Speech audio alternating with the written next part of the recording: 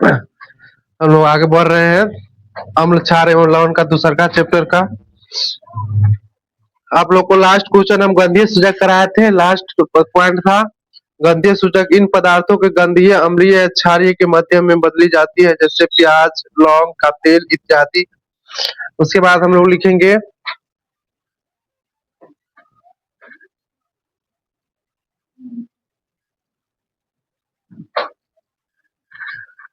विभिन्न प्रकार के सूचक।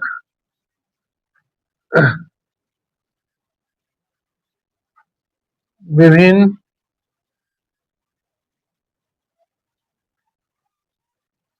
प्रकार के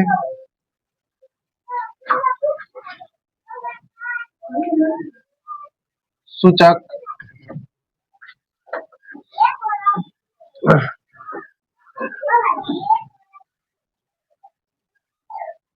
विभिन्न प्रकार के सूचक देखेंगे हम लोग।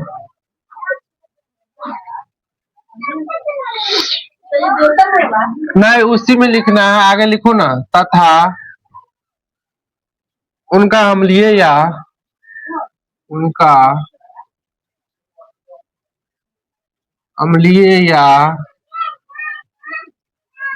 क्षारीय विलयन में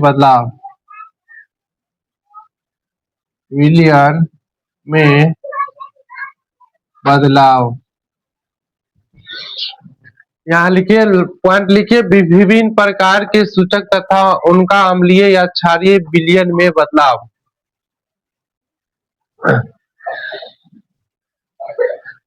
इसके बाद यहाँ से हम लोग लिखेंगे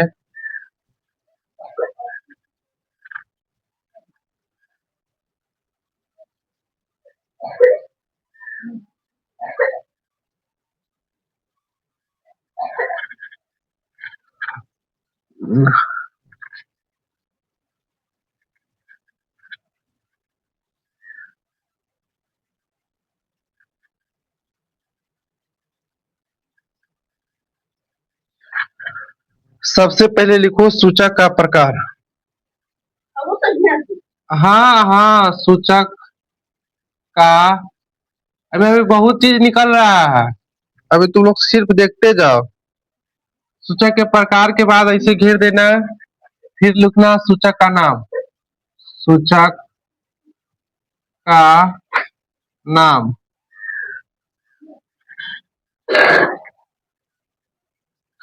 अम्ल के साथ बदलाव, क्षार के साथ बदलाव। अम्ल के साथ बदलाव, फिर लिखेंगे क्षार के साथ बदलाव। ऐसे बना लीजिए, ग्राफ चार्ट बना लीजिए आप लोग ऐसे। हाँ, उसके बाद लिखिए प्राकृतिक सूचक।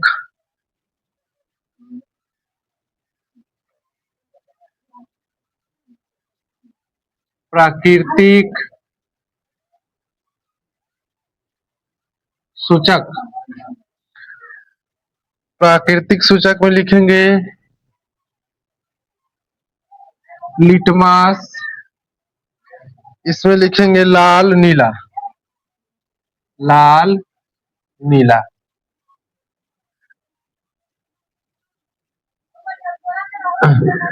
लिटमस कैसा होगा? अम्ल का लाल होगा, क्षार का नीला होगा। लाल पत्ता गोभी का रस। लाल पत्ता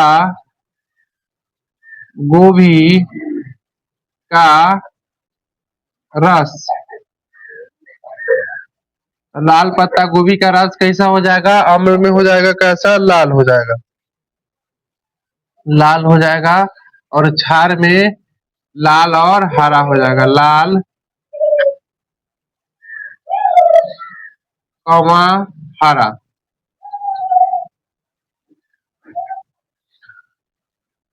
हल्दी, इसके बाद लिखेंगे हल्दी। लिखेंगे हल्दी में क्या होगा?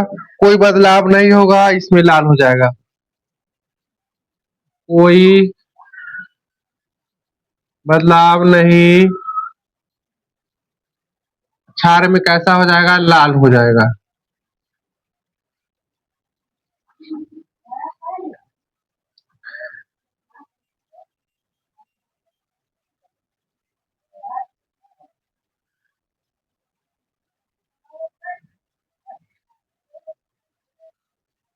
चलिए, यहाँ तक लिख लिए। आप लिखिए कृत्रिम सूचक।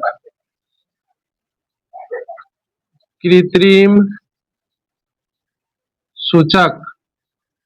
कृत्रिम सूचक में पहला लिखिएगा फिनोलोफथेलिन।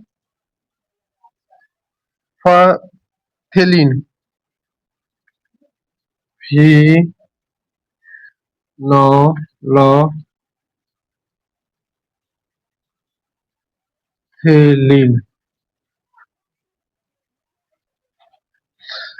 रंगहीन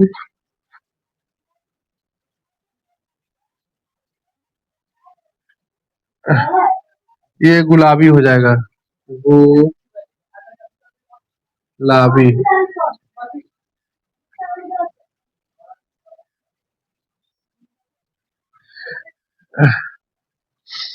मेथिल ऑरेंज।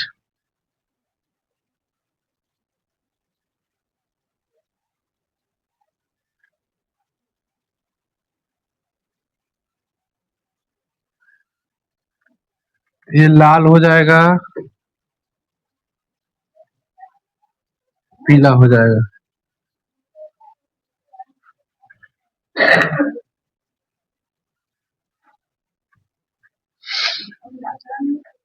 गंधीय सूचक।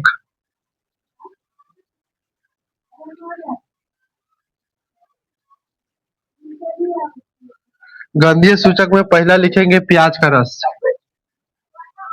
प्याज का रस।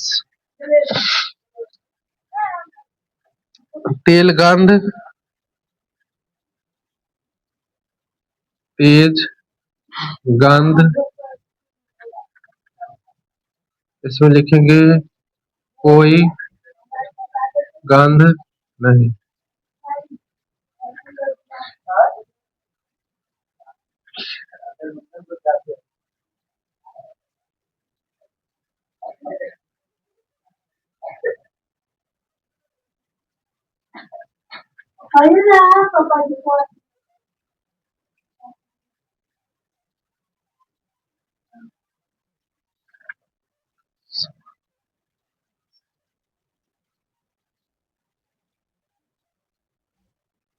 रहती है, समान रहती है।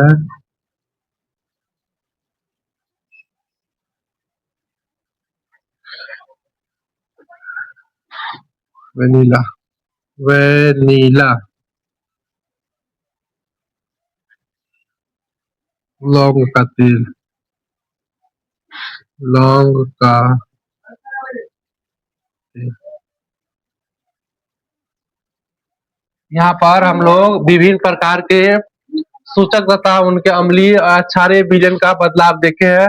दोनों में डिफरेंट देखे हैं। इसमें अलग होता है, इसमें अलग होता है। जैसे देखिए प्राकृतिक सूचक, पहले समझ लो सूचक क्या प्रकार के लिखवाए थे आप लोग को। सूचक हम 3 प्रकार के लिखाए थे, प्राकृतिक सूचक, कृत्रिम सूचक और गंधीय सूचक। तो प्राकृतिक सूचक में क्या बताए थे? लिटमस, लाल पत्ता गोभी, रस और हल्दी।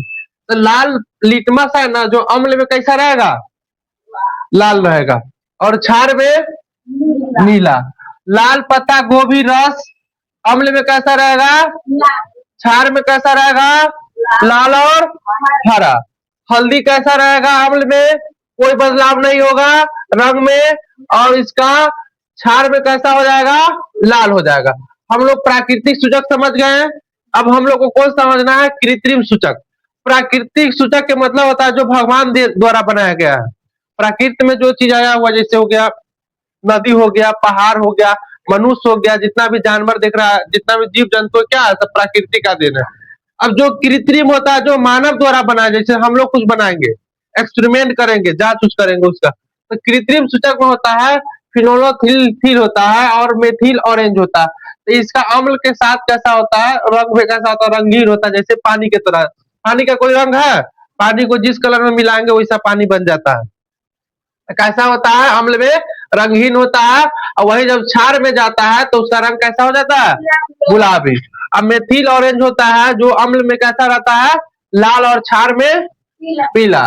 उसके बाद हम लोग प्राकृतिक सूचक समझ गए, कृत्रिम समझ गए, गंधीय सूचक। गंधीय सूचक मतलब होता है कुछ, गंध के मतलब सुगंध भी हो सकता है, महक भी हो सकता है, दोनों में से कुछ भी हो सकता है। तो पहला पढ़ेंगे प्याज के बारे में। तो प्याज है ना, तेज गंध देता है, समझ गया? अम्ल में किसमें देता है? अम्ल में तेज गंध देता है, क्षार में कोई गंध नहीं होता है। वेनिला होता है जो समान गंध रहता है, इसमें कोई गंध नहीं रहता है। लौंग का तेल रहता है जो समान रहता है, न बढ़ता है न घटता है, जैसा है वैसा ही रहेगा। और क्षार में क्या होगा? कोई गंध नहीं होगा। चलिए इतना आप लोग चार्ट उतारिए, फिर आगे हम लिखा रहे हैं। नहीं, आप दूसरा टाइप के लिखाएंगे।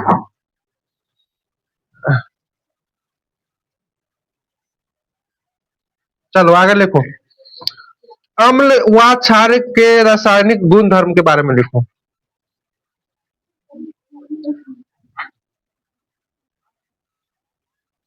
अम्ल व क्षार के रासायनिक गुण धर्म।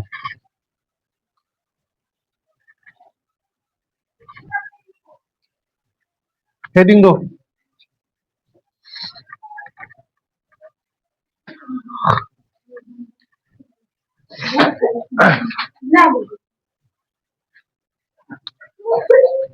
रासायनिक गुण धर्म को पता करने के लिए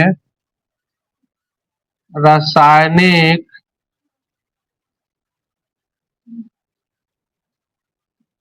गुण धर्म के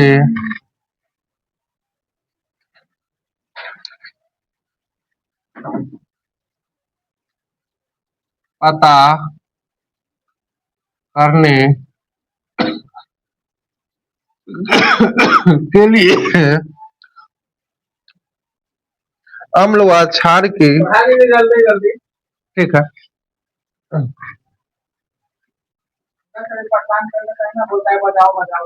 हाँ हाँ, अम्ल व क्षारों की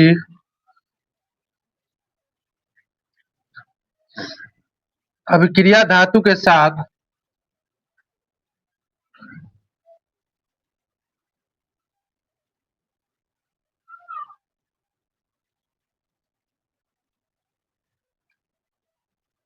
आपस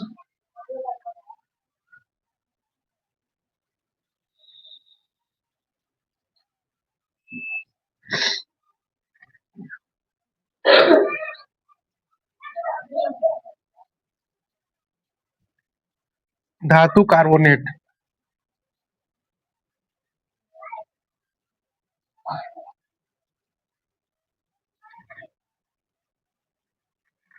के साथ निम्न प्रकार से दी गई है। सात निम्न प्रकार से दी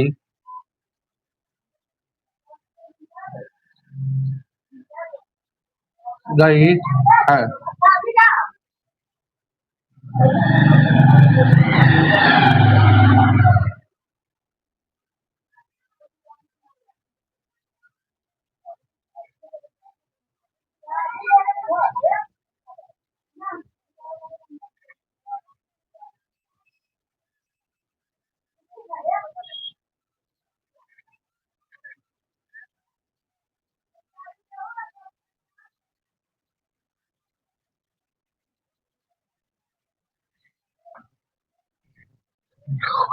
गोर अंदर रखो।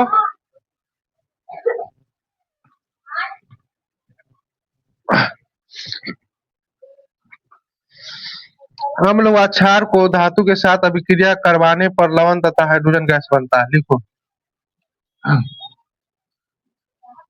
अम्ल व क्षार को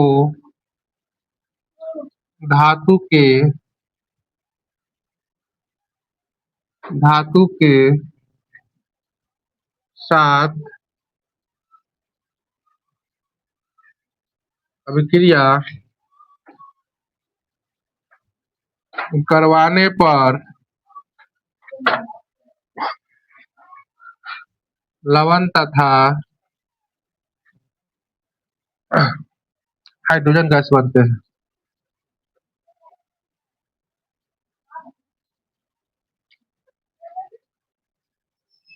बनते हैं। उदाहरण अम्ल प्लस धातु, अम्ल प्लस धातु मिल रहा है तो क्या बन रहा है? लवण प्लस हाइड्रोजन गैस। लवण plus hydrogen gas.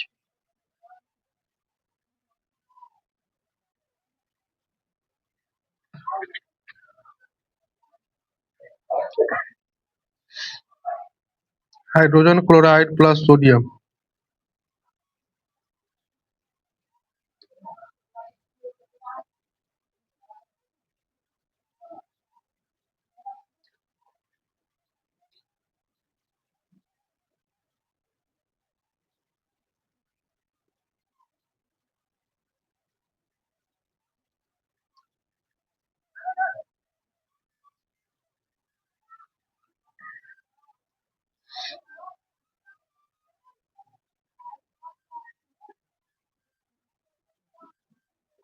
Sodium chloride plus hydrogen.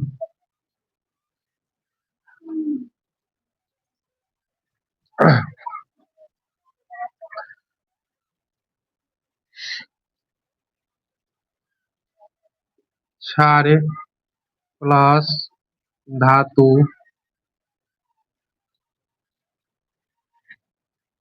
लवण प्लस हाइड्रोजन गैस। लवण प्लस हाइड्रोजन गैस।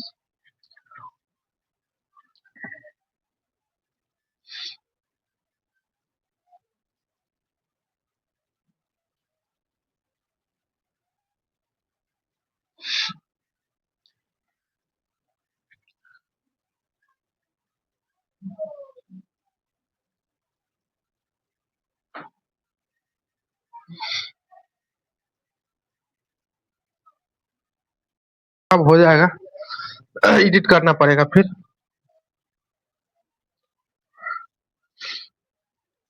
लिखो स्टार देकर।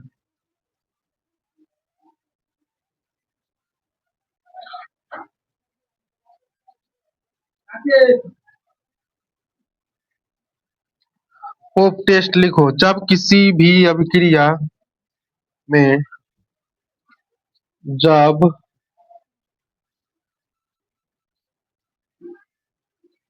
किसी भी अभिक्रिया में हाइड्रोजन गैस निकलती है,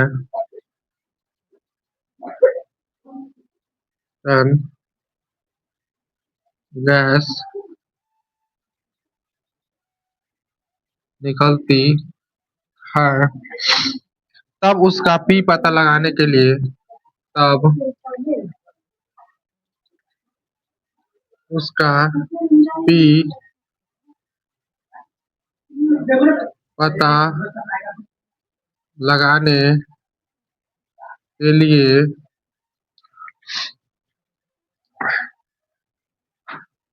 परखनली के पास जलती हुई के पास जलती हुई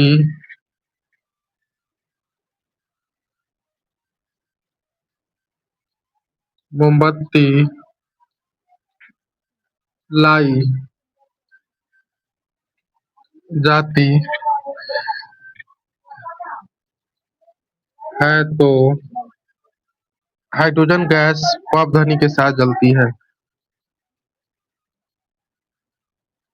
हाइड्रोजन गैस पॉप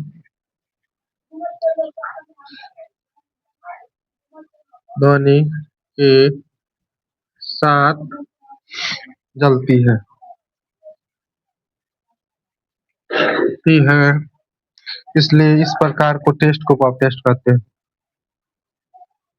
इसलिए इस प्रकार के टेस्ट को पॉप टेस्ट कहते हैं। यहाँ तक लिखिए, फिर आगे समझा रहा है।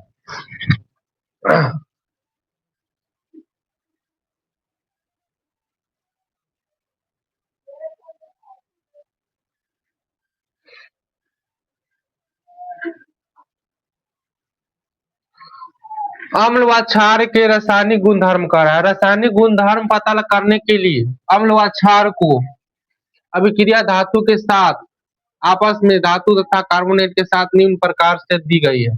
अम्ल व क्षार को धातु के साथ अभिक्रिया कर अम्ल व क्षार को धातु के साथ अभिक्रिया करवाने के लिए लवण तथा हाइड्रोजन गैस बनते हैं। उदाहरण, अम्ल प्लस धातु मिलकर लवण प्लस हाइड्रोजन गैस बनाता है। हाइड्रोजन क्लोरीन प्लस सोडियम बराबर सोडियम क्लोराइड प्लस हाइड्रोजन। क्षार प्लस धातु बराबर लवण प्लस हाइड्रोजन गैस। एक टेस्ट होता है, जिस टेस्ट का नाम क्या है, टेस्ट का नाम है पॉप टेस्ट। करा जब किसी भी अभिक्रिया में हाइड्रोजन गैस निकलती है, तब उसे उसका पी पता लगाने के लिए प्रकनली के पास जलती हुई मोमबत्ती लाई जाती है, तो हाइड्रोजन गैस पॉप ध्वनि के साथ जलती है।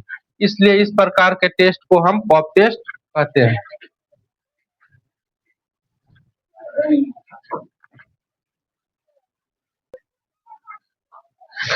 चलो लिखो, तनुकरण लिखो, नया नोट अति दो स्टार और तनुकरण लिखो।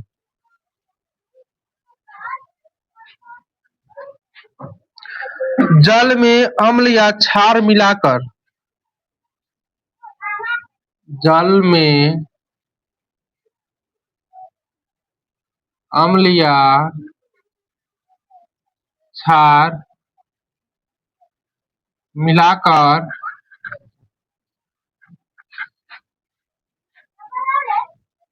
सांद्रता कम करने की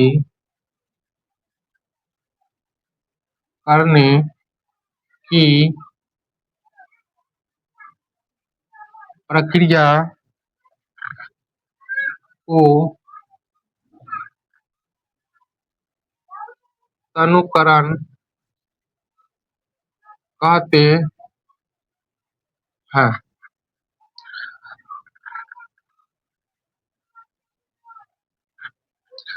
तनुकरण के दौरान अम्ल में पानी डालना चाहिए। तनुकरण के दौरान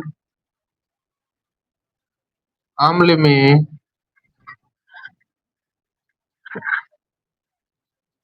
पानी डालना चाहिए या पानी में अम्ल डालना चाहिए।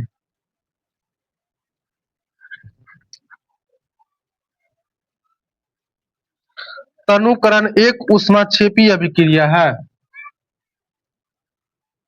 तनुकरण एक ऊष्माक्षेपी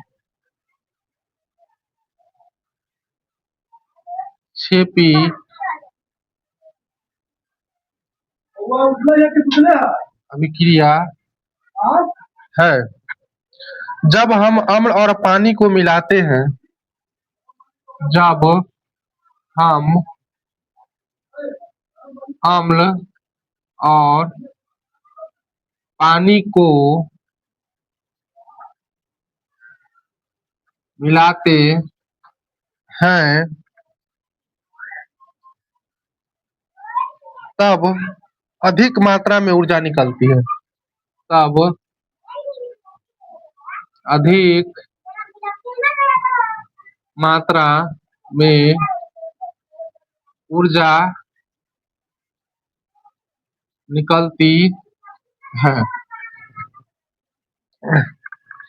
इसलिए तनुकरण करने के लिए इसलिए तनुकरण करने के लिए जल में थोड़ी मात्रा में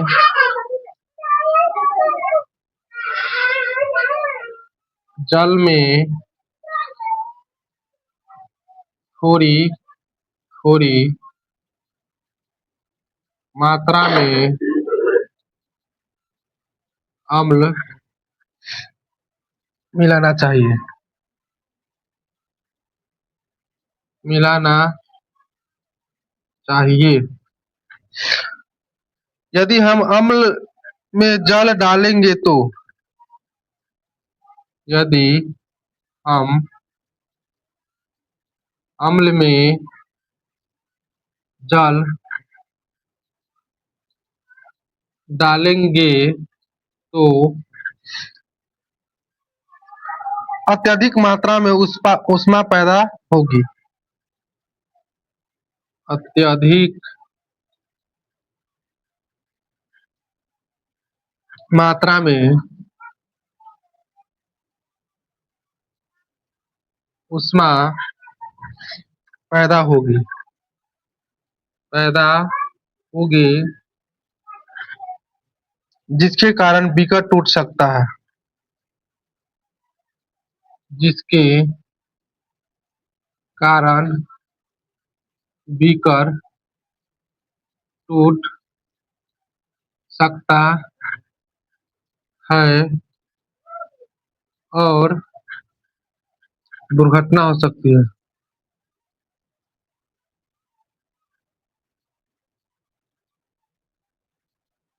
हो सकती है।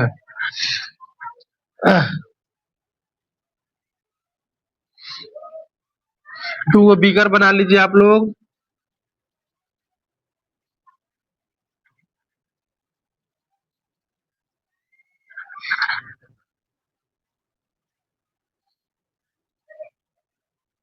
पहले अम्ल में जल डालेंगे। यहाँ इसमें इसके अंदर क्या रखा है? अम्ल रखा है। इसमें हम क्या डाल रहे हैं? ऊपर से क्या रख रहे हैं? जल रख रहे हैं।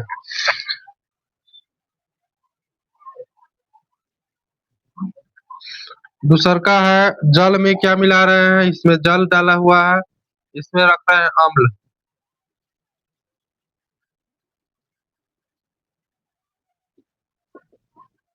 ये सही मेथड है, ये गलत मेथड है।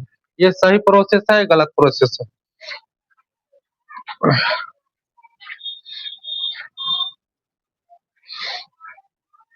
तो यहाँ तक लिखो। आज इतना ही रहेगा, फिर अगले दिन इससे आगे पढ़ाएंगे।